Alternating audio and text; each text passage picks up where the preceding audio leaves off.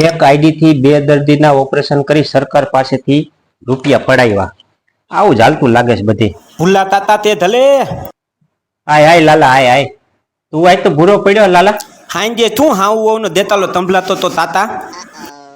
તું ક્યાં દેકારો સાંભળી ગયો તો ભલામણ? હવે બાલે થે તંબલાતો તો એલા એમાં કાંઈ નતું. હવે હા હું હોવ ને કરિયેમાં શું હોય? હવે ભૂરી થોડીક મગજની ખારી રહી.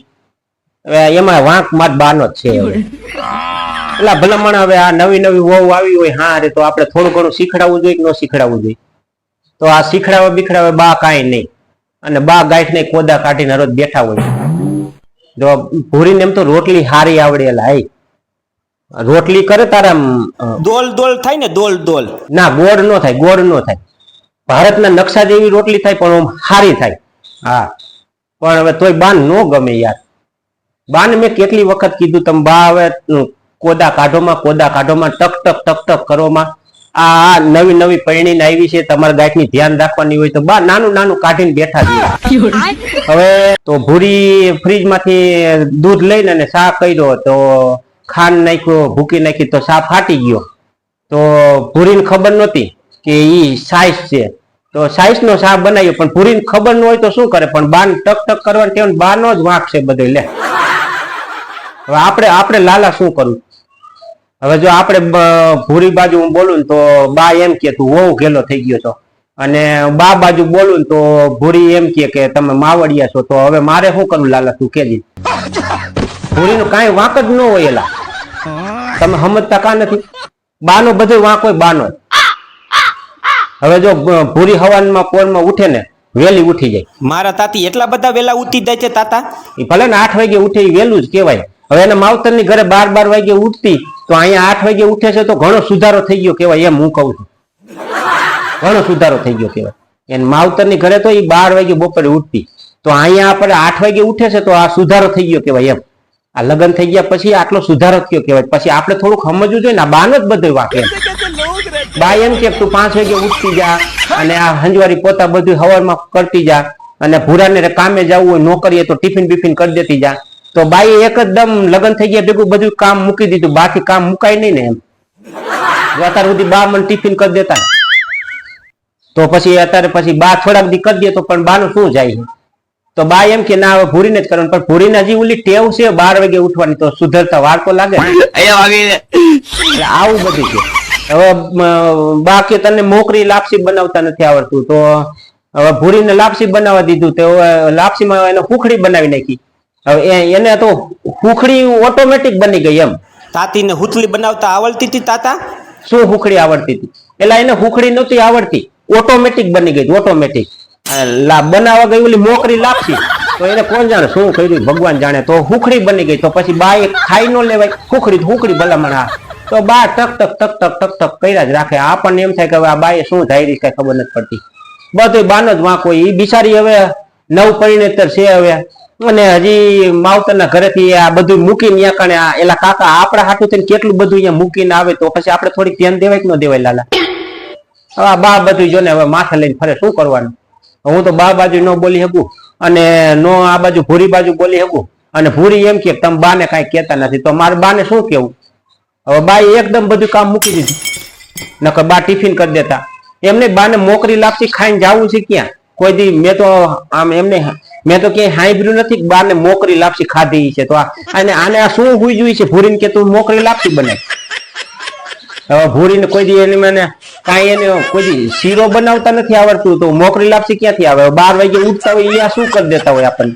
હવે અહીંયા ઉઠીને ત્યાર માંથી નાસ્તા કરી લેતા હોય, પછી નિશાળે ભણવા વયા જતા હોય. મારા તાતી એટલું બધું ભણેલા છે તાતા? હા ભણેલા જ છે. તાર કાકી શું ભણેલા છે? 7 ધોરણ ભણેલા છે. હવે 7 ધોરણ પાસ છે. હવે કાકા હવે આપણા ગામમાં કોઈની વહુ નથી એટલું પાસ ભણેલું. કાકા હવે 7 ધોરણ ફૂલ પાસ છે. હવે 48% માર્ક આવ્યા ત્યારે આપણી પાસે એનું કાગળિયું હોત ને આવી ગયો નિશાળ નું. કાકા આવે અને આપણા ગામમાં એક બાયું એટલું ભણેલી નથી. તો પછી આપણે થોડુંક સમજવું જોઈએ ને કે ભણેલ ગણેલ વહુ આવી છે તો આપણે તો એમને બાને લાપસી બનાવવાનું શું કામ કીધું છે? એમ પાછી કોર મુકરી કે લાપસી બનાવો. બાને એની મને આ લખીમાં ટીડીમાં છે ને આવીને સરળાવી જતા છે એવું લાગે છે. તને બાનો સ્વભાવ ની ખબર છે ને? બાને પણ બા નો જ બધું વાંક છે લે તો બાને આવું બધું કરાતું જ નથી લે. હવે બા જો અત્યાર સુધી 100 વાગે ઉઠતા મારું ટિફિન કરી દેતા તો અત્યારે 6 થી 4 વાગે ઉઠે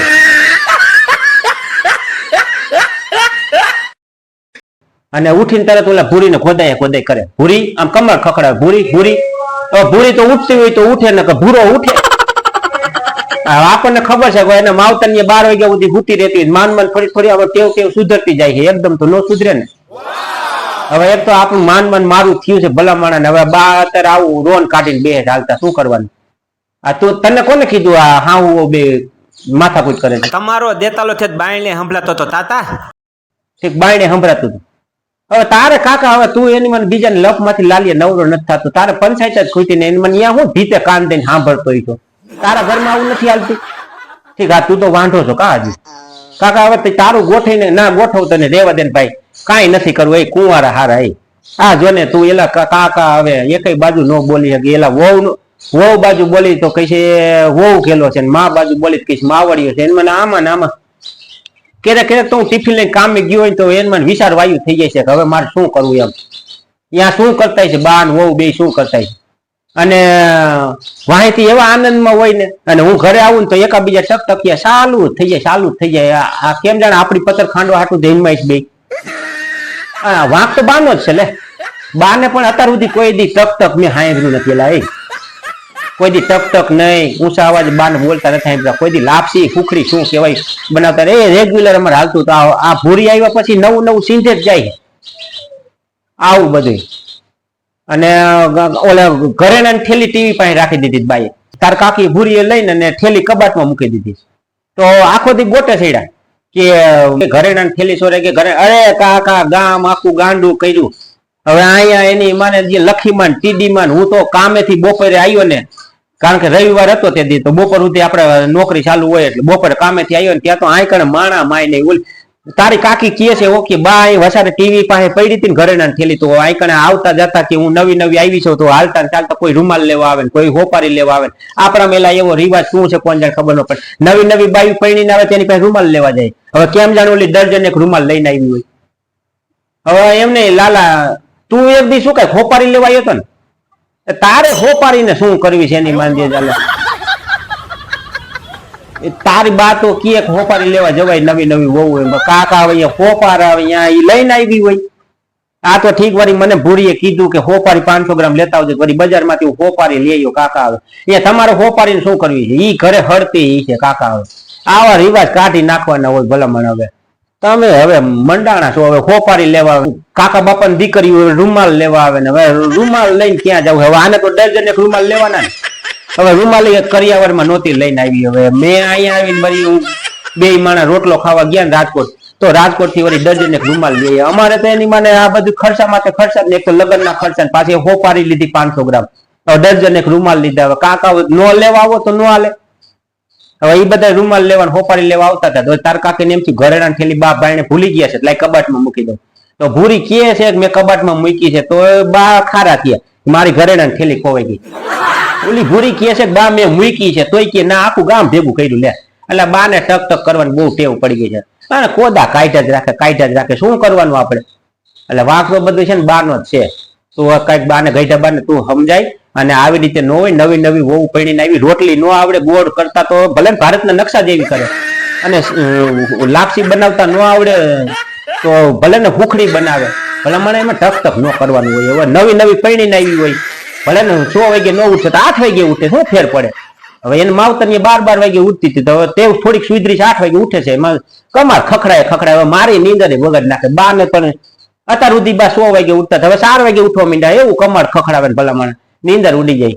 અને તું હવે કાન દઈને ક્યાંય કોઈના ઘરમાં તું યાર સાંભળતો ને આવું હા હું ને હાલતો જોઈ અને તું હવે આવી પંચાયત લઈને મારી પાસે આવતો જા નીકળ હાલ.